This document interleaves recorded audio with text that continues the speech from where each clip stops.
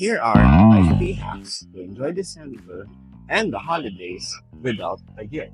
Malapit na ang December, ang pinakahihintay na weekend ng buong taon. Parang ang saya, di ba?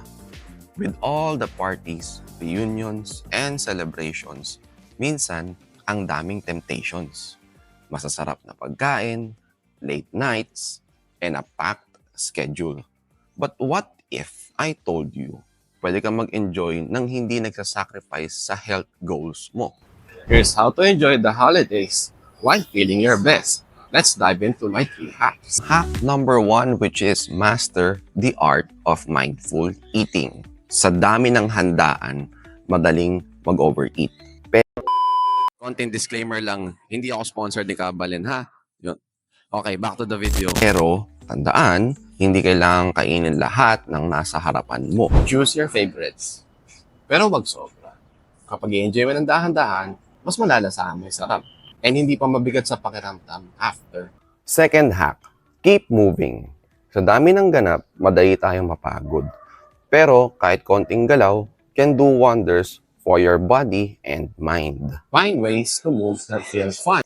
Pwede kang mag-stretching, or maglakad-lakad with friends, or maglaro with your kids. Remember, movement is key to keeping your energy high. And my third hack, stay hydrated.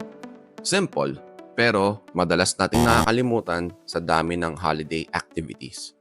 Alam niyo ba, hydration plays a huge role in keeping your energy up, aiding digestion, and even helping you recover after a heavy meal or late night gathering.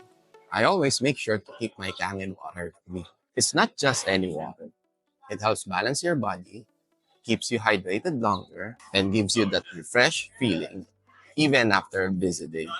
And let's face it, kung may cheat meal ka, water is your best friend for flushing out toxins. So there you have it. 3 hacks to enjoy December without the guilt. Mindful eating, staying active, and staying hydrated with Kangen water. Kaya, ano pa inaantay mo? Message us to book for a product demo and discover better life with Kangen.